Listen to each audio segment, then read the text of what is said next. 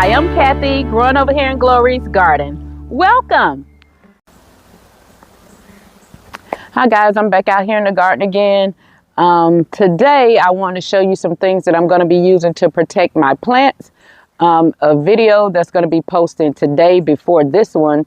You'll see some of the things that I had to protect my fruit over here in the fruit orchard, which is behind me over this way. I only have a few things over there, which is my lemon and my ruby red grapefruit.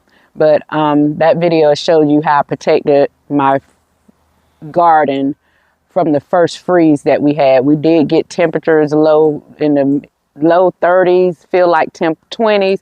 So we did cover everything. That I also show you the scene where I removed the board and stuff from the quail coop and the quails got out. If you haven't watched that, the Quails on the Loose video, go watch that. That's before this video, of course. 2 videos before this video. That came out yesterday. And today is November the 13th, Thursday. So that's what we're going to do today. I'm going to share with you some things that I'm going to be using to protect my garden during my winter months. So stand by. I'm going to gather all those things because I have a little bit here, a little bit there. Some things I purchased, some things I already had. So stand by. Okay, one of the first things that I want to show you is this pop-up tent. It's just like the other pop-up tents that I've been showing you, but it's plastic and it pops up. I'm going to be putting one of these together on camera. Then if you caught the video that I put out today, you will have seen the plant tree covers and how huge they was. I ordered large. They was extremely huge, as if I wanted to cover a tree that I had in ground. But I used them and it helped. They're made out of cloth. So they probably would get a little, even though it's frost protection, I think if it rained hard, I would want to throw a little plastic over this. And that's just my opinion. I got these from Amazon.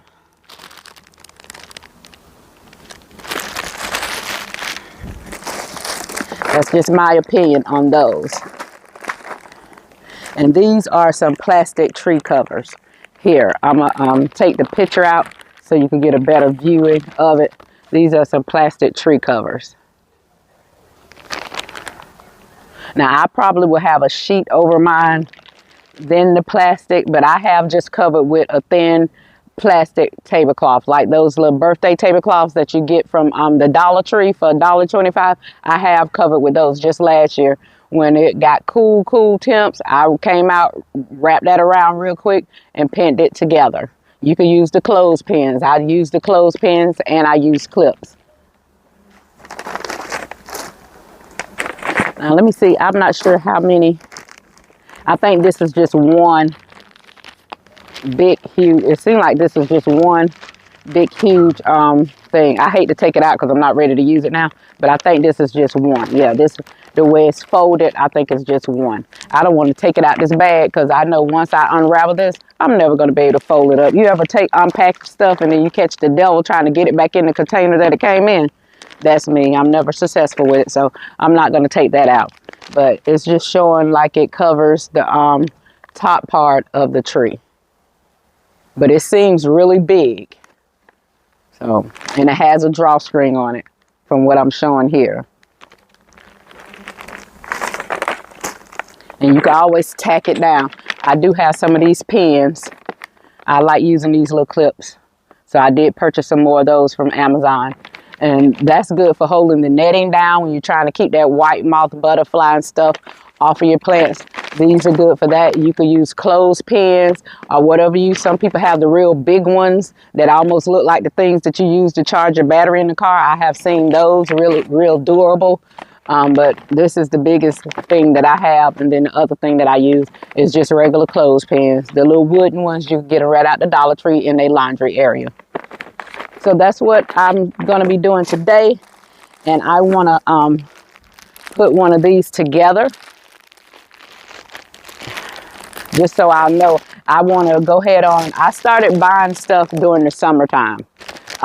Those big, huge tree covers, the frost cloth, I bought those during the summer. I'm not sure how much they cost because I don't remember. These I got recently, and I still don't remember how much these cost either. But these are the pop-up tents, but they're not like the netting pop-up tents, because you do have to put these together. With the netting, they absolutely was pop-up tents. You just unhook them and they pop out, and you can fold them back up. When you fold them back up, they come into a circle.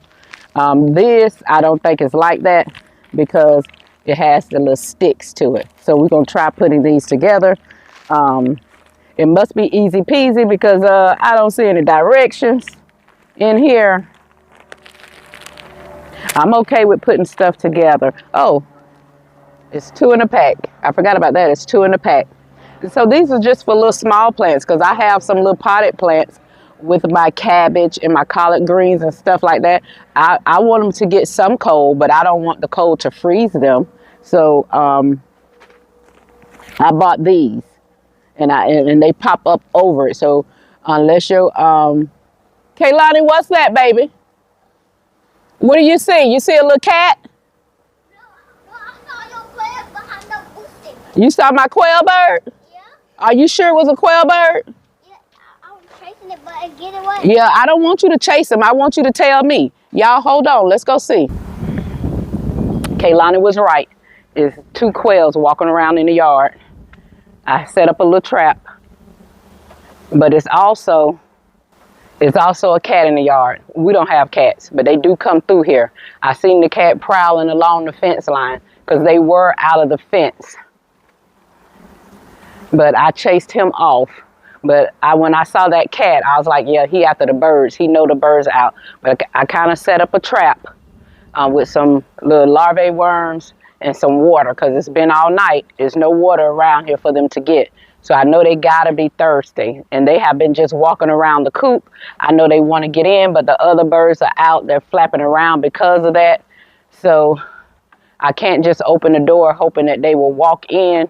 And the cat was very close. I mean, he was up on the bird getting ready to pounce him until I saw him. He's been hanging around the coop. I chased him out of the yard. You know, the fence do have little gaps, and he's a small cat, thin, because he's probably a stray and probably getting whatever he can to eat. So, but I don't want it to be one of my birds. So I kind of set up this little trap with this pop-up tent and some little larvae worms thrown in there and some water. I'm gonna set the water a little further back. So if they do come in here, they will have to step in.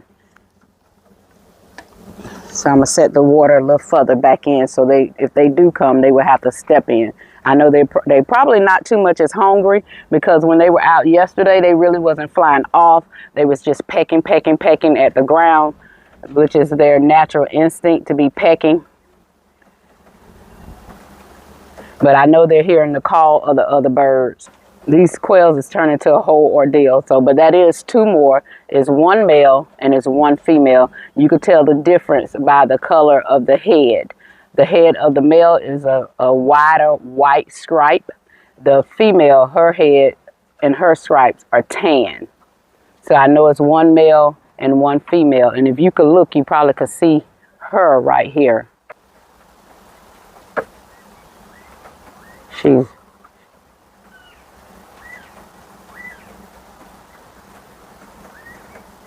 She's right there.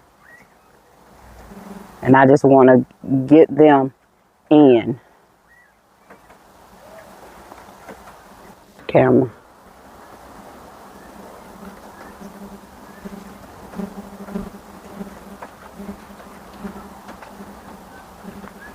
They like to be together.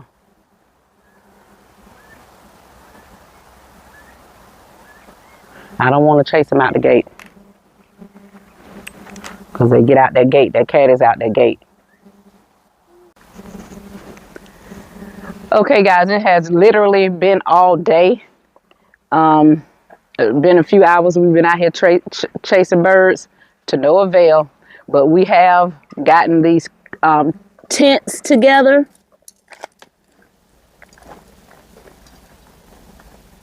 Oh. It's not on the floor. I know. I'm trying not to stay from in front of the camera.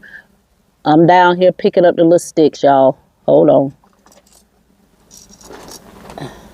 We have got these tents together. They did not give good directions because at the top of it, it's supposed to cross over and you're supposed to bend it. It don't say any of that. I had to figure that out, but I was distracted because we kept trying to chase the quail. The quails were still just walking around in the yard. She's so dangerous with these sticks, y'all. She said I'm dangerous with the sticks, but child, after we had a chance to concentrate, we was able to figure things out. We got that in there. That you have to put it in, and it does. One thing it did say, after I did some research, it says it's probably best if you have another person kind of helping you and put them together inside of the plastic tent. Now that we know what we're doing, it's not that hard. But before, with pieces of directions, but y'all know how it is when you get something and it's not really from the USA. And we could hear the quails. The quails have been calling all day, but I could not waste all day chasing the quail. There's other things to be done out here in the garden. So my daughter, she did come and try to help me, but I need her help with this more than I need help catching them quails. Those quails, they just walking around in the yard. So every time you get near them, they run off. And they move like road runner, honey. You move like road runner. This morning when I woke up, I felt like I needed a full body massage just from all that trying to run in this 56-year-old body, because I don't be doing no running. I may walk and get some laps in or whatever, you know, make sure I get my daily steps. But I'm not a runner. But yesterday, just from the quails alone, I had got over 7,000 steps, which is the daily amount you're supposed to get. We used to say it was 10,000, but it's actually 7,000 steps. And I got that yesterday. And that was with chasing birds alone. All right, so we do have this together. This is how it's supposed to be. No thanks to the direction. And it does have airflow on each side. And you could just roll it up and tie it up just as if you would a greenhouse. And it has a way that you can put it away if you wanted to put them up. I would never take this apart. Never. These would have to be melted in the sun, ready for the trash can. I would never go back through trying to put these together.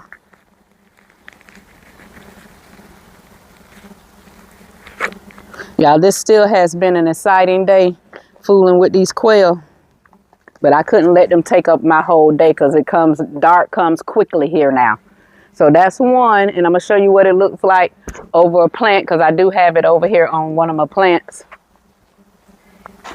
Let me turn you around. The shades are somewhere out here. But that's over some of my raised beds. I'm sorry, I'm looking for my shades. And if y'all can see how that is. And I'm going to just find another little tent to put over, another thing to put this tent over. And I have two more.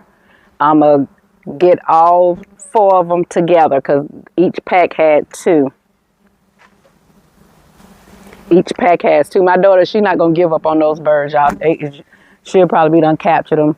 But she's scared she going to make them run off and jump over the fence. They done been over the fence on each side of the neighbors. And each time they come back because the quails that's in the coop is calling. And when one gets separated, they have a different sound they make to get the other one. And it's more of a panic sound. And it's much louder. But for the most part, we never really hear the quail until we actually go to the coop. But we've been hearing them all day. The quails in the coop be calling, and the ones outside of the coop are calling, making another noise. And if the 2 that's outside the coop get separated, then they get louder. It's a different kind of holler that they do. I tried to mimic it so they could kind of draw to me. Right now I have the other quails that's inside the coop. They're in the hutch. I have them closed because when they get close to the coop, I've been standing with the door open just to see if they would go in, because they're still doing the little friendly call inside the coop. But that didn't work. I have out some little worms that they like to eat and some water. They ain't thought nothing about it. But I know by now they should be thirsty, because there's no water source outside. Behind my fence, it's a ditch back there, but it's dry. So I know they couldn't have gotten water from there. And there's no loose water in my yard, because anytime water is holed up in something, we turn it over, or I use it to water the plants so we won't get mosquitoes. So, all right, guys, that's it. You know, I'll see you in this garden later. There's more things to do out in Glory's garden. All right, guys, that's it. That's the end of this video. I'll see you guys tomorrow over here in Glory's garden.